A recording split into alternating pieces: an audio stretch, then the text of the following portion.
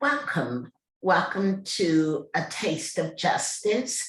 I'm Professor Angela Mae Kupenda, a professor at Mississippi College School of Law.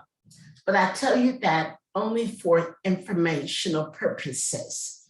All interpretations here are my own and are not to be ascribed to my school. So this semester, I'm doing some shorts. And let's see if I succeed in keeping this one under 10 minutes. The topic for this one is equal protection and gender. And just like as with the earlier one on equal protection and race, there is so much important information. It's difficult to keep it at under 10 minutes.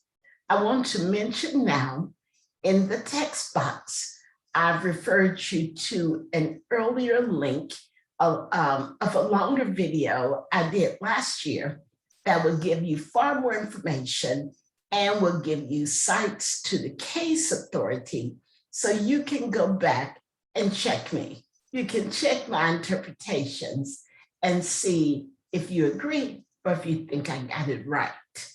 So we just have a few points to make today. Well, I say a few, it's about 10 of them.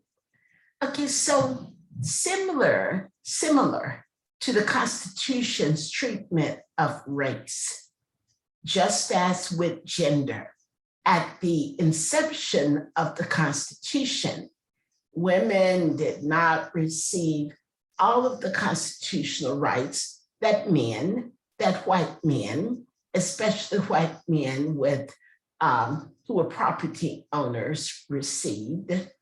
Women did not receive the right to vote until 1920, and many of the rights that women enjoy today were generally unavailable to women at the time the Constitution and the preamble was written saying, "We, the people."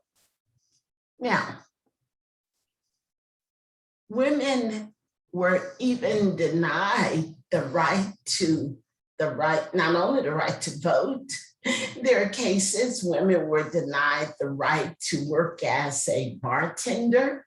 Women were denied the right to work as an attorney. It was thought that women had a place and they should remain in that place. And that included denying them under the Constitution of certain types of opportunities and certain privileges that men enjoyed. In the early 1970s, some members of the court noted that unequal treatment of women where women were similarly situated to men should be examined more closely, just as the unequal treatment of individuals because they were not white. The justices listed a number of reasons for this. They said, first of all, why would government treat women less favorably, and that the scrutiny should be increased when government does this, because women, the court said, women have been discriminated against historically. They continue to be discriminated against. The gender characteristic is immutable. It is highly visible. And later, now, let's go back to Caroline Product's footnote 4 for a minute, where the court said that discrimination directed at certain minorities should be subjected to more scrutiny. But this was the tricky point. Were women a minority? And the court said that while women numerically made up about half of the country or so, the court said that women were still a minority, that women were a political minority or a minority of power. So therefore, the court placed women in, I guess you would say, a suspect classification, but did not give unequal treatment toward women the same high scrutiny that the court gave as to race. Now, remember, the court had said earlier that when there is unequal treatment based on race, the low-level rational basis would not suffice. Remember, rational basis, rationally related to a legitimate governmental interest. It does not have to be wise. It does not have to be best, just rational. And the court has said earlier that where there is unequal treatment based on race directed at non-whites, then strict scrutiny should apply at a heightened level of review. Government must have a compelling governmental interest, and the unequal treatment must be narrowly tailored to that interest. So what do you think the court did with gender? Did the court say, any reason is good enough, rational basis? Or did the court say, it's just like race, so therefore government must satisfy strict scrutiny for the unequal treatment to be constitutional? The court did neither. The court placed gender unequal treatment in a mid-level category, and that's what it's called, mid-level or an intermediate category. The court said that government can still treat women unequally, but it must have an important governmental interest, and the unequal treatment must be substantially related to that interest. But even before we get to that point in the analysis, there is another question. Remember, for equal protection, you have to show that individuals are similarly situated. The court has held that as to race, we are similarly situated. The court says that Blacks or whites or other racial groups are all similarly situated. But the court said that sometimes men and women are not similarly situated. Sometimes men and women are different.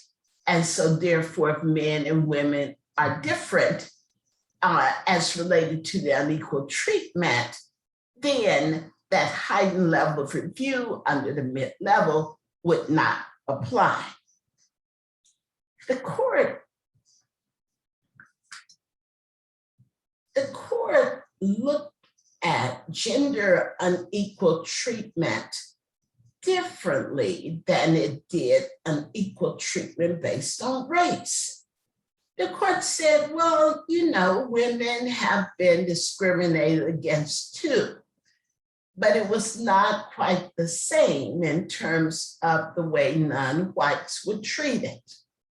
But then some justices said, yes, women were treated differently. You can call it romantic paternalism if you want. But some said it didn't really place women on a pedestal. Rather, it placed them in a cage on a pedestal. Now, so when we look and see if women are similarly situated, I was looking at my notes, when we look to see if women are similarly situated to men, sometimes people may see a real difference, but others may say that is not a real difference. Women can do that job as well as men. They can be a lawyer, for example, just like men. Some may say that differences. Some differences are imaginary differences and are based on outdated stereotypical distinctions.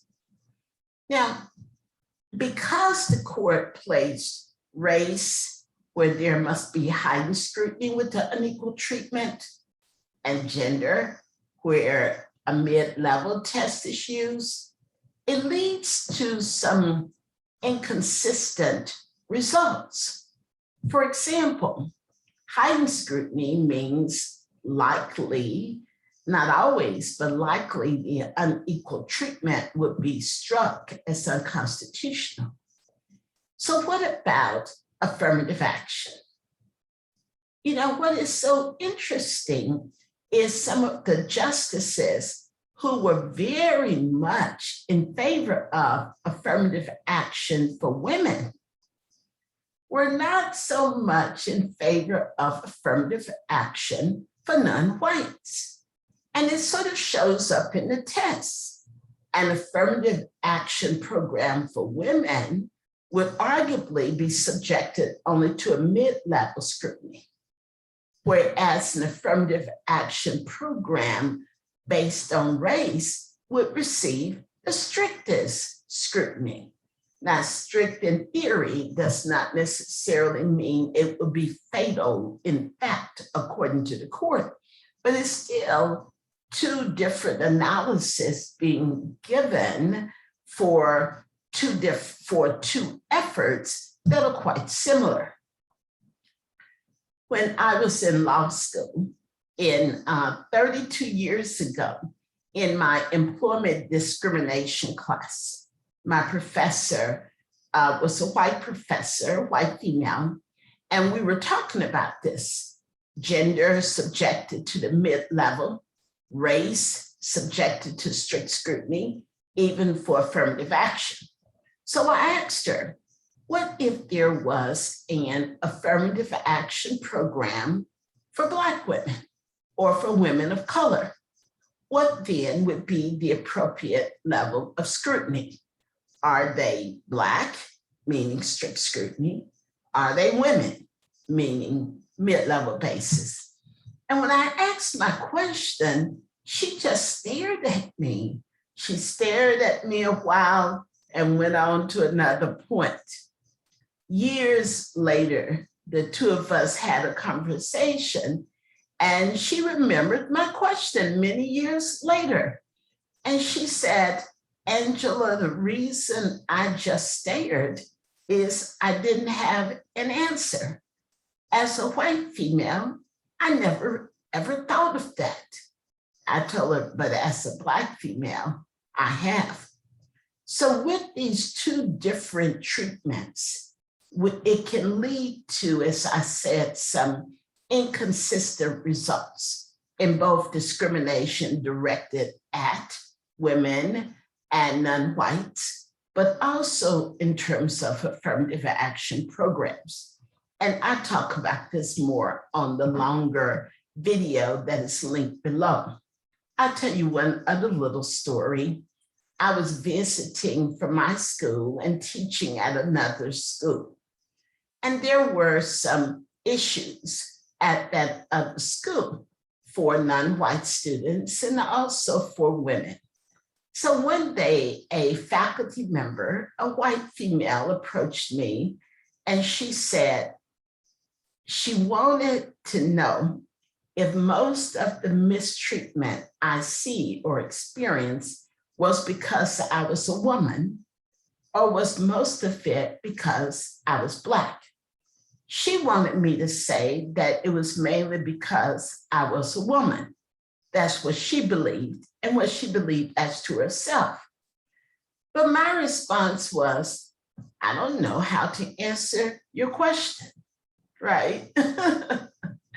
I said, when people mistreat me, I don't usually give them a list and ask them to pick which characteristic of myself is leading to the mistreatment.